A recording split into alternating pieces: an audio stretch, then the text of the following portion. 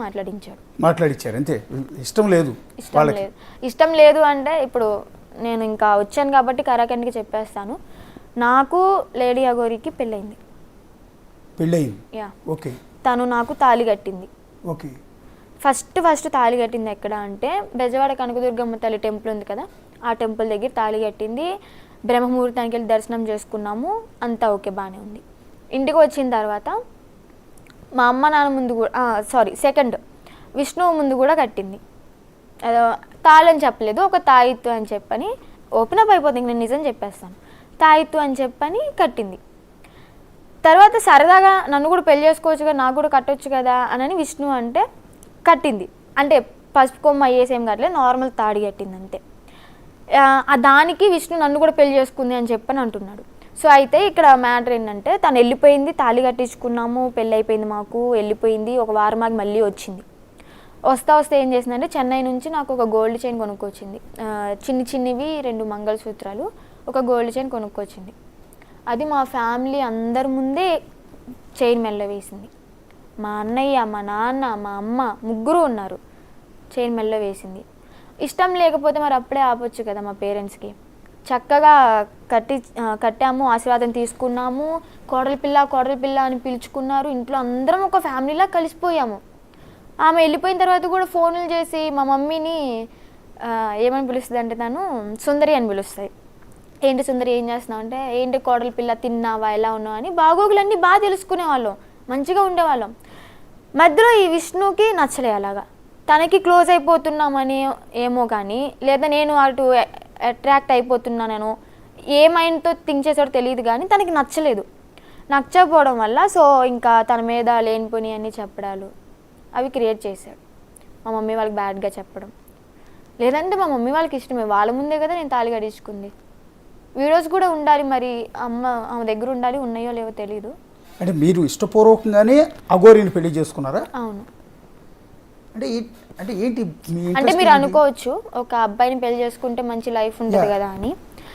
నేనేంటంటే తన జెన్యూనిటీ నాకు నచ్చింది. తన అమ్మాయా అబ్బాయా అదర్సా అని నేను ఎప్పుడు థింక్ చేయలే. జెన్యూనిటీగా ఉంటే చాలు, నాకు ఒక తోడు ఉంటే చాలు. పిల్లలు అంటారా ఏదో ఒక అనాథాశ్రమంలో తెచ్చుకుని పెంచుకోవచ్చు, వాళ్ళకి లైఫ్ ఇచ్చినట్టే అవుతుంది. ఇంకా నాకు సెక్స్ అంటారు, సెక్స్ మెయిన్ కాదు నాకు, ఎప్పుడు నాకు సెక్స్ మీద ఇంట్రెస్టే లేదు. సో అలాగా తనకి ఒక లైఫ్ ఇచ్చినట్టు అవుతుంది. నేను కూడా తనకు తోడున్నట్టు ఉంటుంది, తను నాకు తోడున్నట్టు ఉంటుంది. ఓకే, మేమిద్దరం మనస్ఫూర్తిగా మా మనసులు కలిసాయి, మనస్ఫూర్తిగా ఇష్టపడ్డాము, పెళ్లి చేసుకున్నాము. వీళ్ళకి తెలుసు ఆల్రెడీ, అందరికీ మా ఫ్యామిలీ అందరికీ తెలుసు, విష్ణుకు కూడా తెలుసు. కానీ ఇక్కడ వచ్చింది ఏంటంటే ఒక అబ్బాయితో లేచిపోయినా కానీ మేము అనుకునే వాళ్ళం కాదు. నువ్వు అటు ఇటు కానోటితో ఎలాగ వెళ్తావు అని చెప్పనంటే, మరి ఇంట్లో తాళి కట్టినప్పుడు మీరేం చేశారంటే దానికి ఆన్సర్ లేదు మా వాళ్ళ దగ్గర. అది కరెక్టే కదా, ఆన్సర్ లేదు. సో అలాగ దాన్ని ఇష్టపడడం అయ్యింది. తనతో పాటు సహజీవనం చేయడానికి ఇప్పుడు నేను మేజర్ని, ఎవరినైనా ఇష్టపడవచ్చు, అమ్మాయిని ఇష్టపడవచ్చు, అబ్బాయిని అలాగ ఇష్టపడవచ్చు, పెళ్లి చేసుకోవచ్చు, సహజీవనం చేసే హక్కు నాకుంది, నాకు ఇష్టమైన వాళ్ళతో ఉండడం. అలాగే అందుకే నేను ఇక్కడ మేజర్ అనే పదం వాడాను. దాన్ని పట్టుకొని విష్ణు ఎగతాళి చేస్తూ నువ్వు మేజర్ కదా అని 100 సార్లు నా చెవు దగ్గరే మాట్లాడాడు అనమాట. అది తట్టుకోలేక ఇంకా నేను సరే సూర్యాపేటలో రూమ్ తీసుకున్నామని చెప్పా కదా, మా మమ్మీని పిలువన్నా. మా మమ్మీతోనే నేను ఒక 10 days ఇక్కడ రిలాక్స్ అయిపోయి ఏదో ఒక ఉమెన్స్ హాస్టల్లో పీజీలో ఉంటాము, మేము వెళ్ళిపోతాం, నీతో అసలు మాకు సంబంధమే లేదు, ఇంక నువ్వు వద్దు అని చెప్పని నేను తిట్టాను. విష్ణుని తిట్టా, నువ్వు మా ఫ్యామిలీకి దరిద్రం అని చెప్పని తిట్టా. దానికి ఓకే నా దరిద్రం నీకెందుకులే, నీ కర్మ నాకు వద్దు అని చెప్పని కటిఫ్ చేసుకున్నాను. నిన్న నైట్ కటిఫ్ చేసుకున్నాడు. ఇంక మా మమ్మీ వాళ్ళు వచ్చారు, 2కో ఏమో వచ్చారు మా మమ్మీ వాళ్ళు. ఇంకా అప్పటికప్పుడే బయలుదేరి బస్సు కోసం వెయిట్ చేస్తూ 5:30కో 6కో సూర్యాపేటలో బస్సు ఎక్కాం, విజయవాడ వచ్చాము. విజయవాడ వస్తే మమ్మీ నన్ను ఎక్కడ తీసుకెళ్తున్నారు మమ్మీ, ఇంటికే కదా తీసుకెళ్తుంది అంటే ఇంటికే అని చెప్పని విజయవాడ వచ్చేదాకా నమ్మించారు.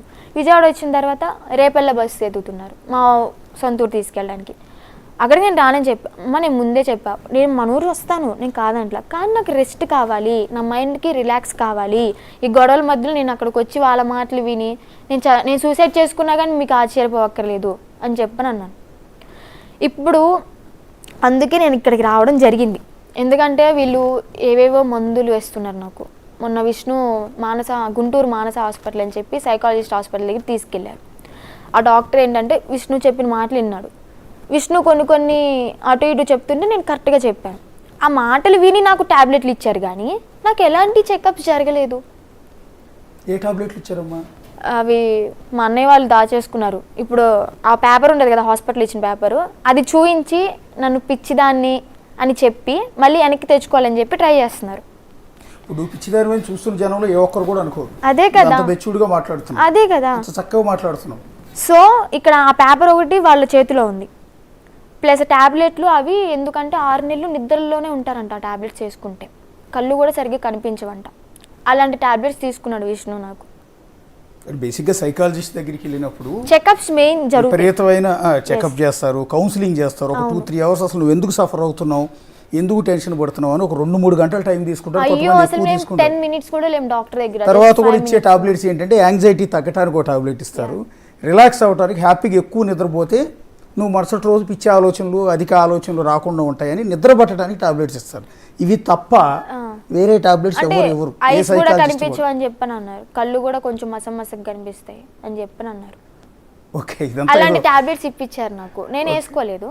ఓకే, మొన్న విష్ణు బలవంతం చేస్తే మధ్యాహ్నం టాబ్లెట్ ఒకటి చిన్నది ఉంటే అది ఒకటే వేసుకున్నాను. అది స్లీపింగ్, నిద్రపోవడానికి ఇస్తారు, సహజంగా ఇచ్చేది అది. ఎందుకంటే ఎక్కువ నిద్రపోతే ఏంటంటే యాంగ్జైటీ, ఆందోళన, రకరకాల స్ట్రెస్ ఇవన్నీ తగ్గుతాయి, హ్యాపీగా నిద్రపోతారని అది ఇస్తారు సహజంగా ఎవరికైనా. ఇప్పుడు నేను చెప్పేది ఏంటంటే నాకు ఎలాంటి పిచ్చి లేదు, నేను మంచిగానే ఉన్నాను, మెంటల్లీ స్టేబుల్గానే ఉన్నాను, అన్నిట్లో పర్ఫెక్ట్ ఉన్నాను.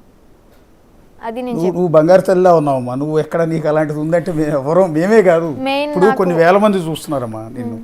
చూస్తున్న ఏ ఒక్కరు కూడా నువ్వు నీలో ఇది కూడా లేదు, చాలా మెచ్యూర్డ్గా ఉన్నావు. బట్ ఏదో ఒక విషయంలో సఫర్ అవుతున్నావు అనేది నాకు కూడా అర్థమవుతుంది, చూస్తున్న జనానికి సఫర్ అవుతున్నావు అంటే అఘోరమ్మతోనే ఉండాలని నేను అనుకున్నప్పుడు, మీరు గుజరాత్ నుంచి తీసుకొచ్చేది అది ఫస్ట్ టైం అనుకుంటున్నారు, కానీ అంతకుముందు నేను వాళ్ళ ఇంట్లో కూడా ఉన్నాను. అఘోరమ్మతో కలిసి బెల్లంపల్లి వాళ్ళ ఫ్యామిలీ దగ్గరకు కూడా వెళ్ళాం. వాళ్ళ ఫ్యామిలీకి కూడా తెలిసి మేము మ్యారేజ్ చేస్తామని. వాళ్ళు మంచిగా ఓకే ఒకరికొకరు తోడుండనమ్మ, నీకు తోడుంటుంది కదా అని చెప్పని దీవించారు. అక్కడ ఉంటే అక్కడ సిగ్నల్స్ ఉండవు, నేను ఫోన్ లిఫ్ట్ చేయాలని చెప్పి విష్ణు అక్కడ బెల్లంపల్లి వాళ్ళ ఇంటి దగ్గరికి వచ్చేసి నన్ను లాక్కెళ్ళాడు.